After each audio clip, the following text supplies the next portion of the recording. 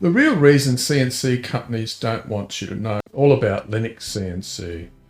What if I told you that some of the most advanced machines on the planet, industrial machines running in real factories right now, are controlled by the exact same free software you could download onto that old computer in your garage tonight? And what if the reason you've never heard about this isn't because it's not good enough, it's because it's too good? Today we're pulling back the curtain on why the CNC controller industry has a very strong financial reason to make sure you never seriously consider LinuxCNC. Section 1, the business model nobody talks about. Let's start with something obvious that nobody in the CNC space seems to say out loud. When a company sells you a dedicated CNC controller, they're just not selling you a piece of hardware, they're selling you into an ecosystem. Their software, their support contracts, their approved hardware list, their upgrade path. Every time your machine needs a new feature, guess who you call? Them. And guess what it costs? A lot. This isn't a conspiracy, it's just business. Proprietary ecosystems are incredibly profitable. You see it with printers and ink cartridges, you see it with industrial PLCs, and you absolutely see it in CNC control systems. The controller you buy today is often just the first transaction in a long, expensive relationship. LinuxCNC breaks that model entirely. It's free, it's open source. The community that develops it has no financial incentive to lock you in. And that's genuinely threatening to companies whose entire revenue model depends on you staying locked in. Section 2, where LinuxCNC actually lives, and they don't want you to know about this. Here's the part that genuinely blew my mind when I first discovered it. LinuxCNC isn't just hobbyist software. It's not something a couple of enthusiasts cobbled together in a garage. It has roots in a US government project, the National Institute of Standards and Technology. It's been battle tested in real industrial environments for decades, since 1994 actually. Right now, LinuxCNC is running hexapod machining centers. It's controlling robotic arms, 5-axis CNC milling machines, lathes and custom machines. It's being used in research institutions and serious manufacturing operations all around the world. The documentation alone, which is completely free by the way, covers machine configurations that dedicated controller companies charge thousands of dollars to implement. There's over 1,800 pages of it, more than enough to compete with the famed, well-thumbed yellow book found in CNC shops around the world. But here's the thing, none of the dedicated controller companies are going to put that in their marketing material. By the way, the free alternative does everything we do and more, is not a great sales pitch. Section 3, it's too complicated. The myth and who benefits from it. The number one objection you'll hear about LinuxCNC is that it's too complicated, too hard to set up, too much Linux, too much of the average hobbyist or small shop owner. And I want to be honest, there's a grain of truth in there. The initial setup does have a learning curve, but I want you to think carefully about who's loudest when they say LinuxCNC is too complicated.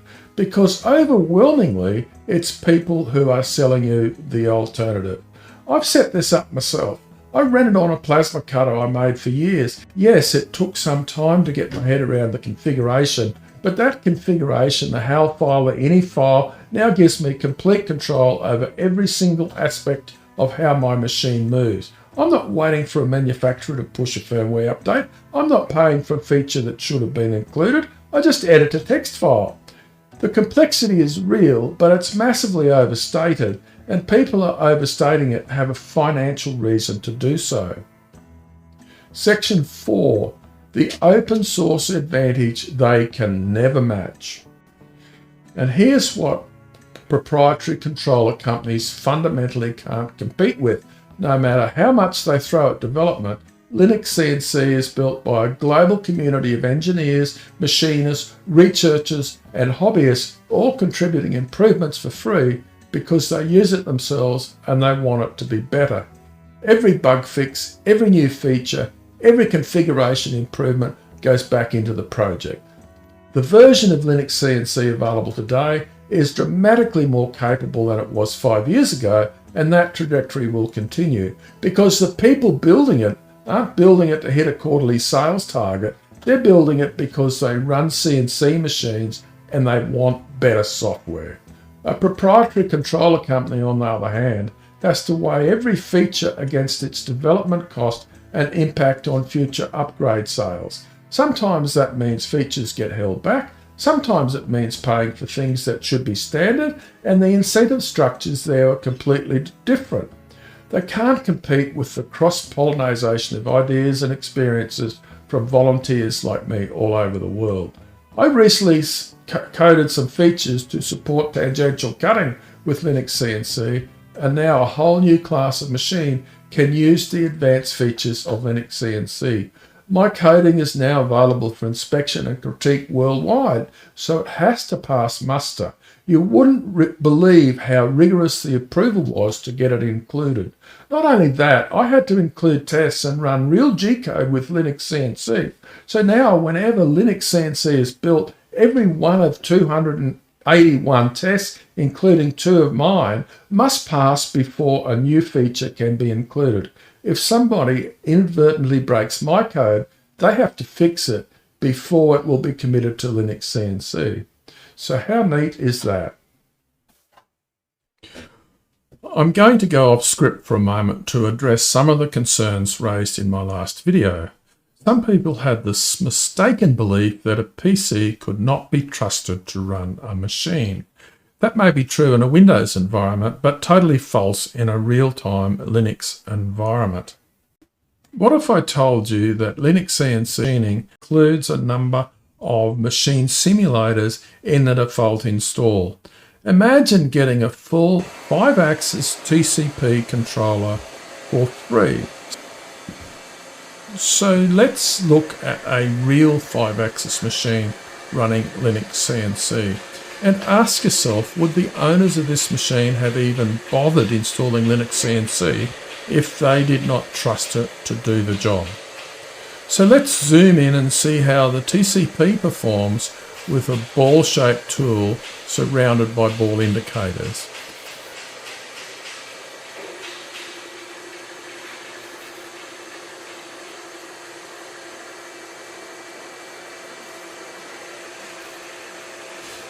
That next question is, can you see any limitations with Linux CNC that might stop it running that broken down scrap metal with a busted controller that's gathering dust in the back corner of your workshop? Section 5. So why don't more people use it? Honestly, awareness, marketing, and the fact that free and open source still carries a stigma in hardware communities where people equate cost with quality. The dedicated controller companies have marketing budgets, neural networks, and YouTube sponsorships. Linux CNC has a forum, a wiki, and people like me making videos at home. That's the real reason you might not have heard about it. Not because it can't compete. We already proved that in the last video, that it more than competes, but because the entities with the most to lose from you knowing about it are also the ones with the loudest voices in the market. So if this video has made you want to actually try Linux CNC, and I hope it has, I've been building something that takes the biggest barrier out of the equation entirely. A custom pre-configured Linux C installer based on Debian that gets you from zero to a running system without the headache of setting up from a real-time kernel from scratch. The link is in the description. If you want to keep in touch or support the channel, even just by buying me a coffee, head on over to MrRodW.au. And if you haven't watched the first video in this series, where I put the Linux CNC head together against modern dedicated controllers and show exactly why the free option wins on pure technical merit, that's linked on the screen right now. I'll see you in the next one.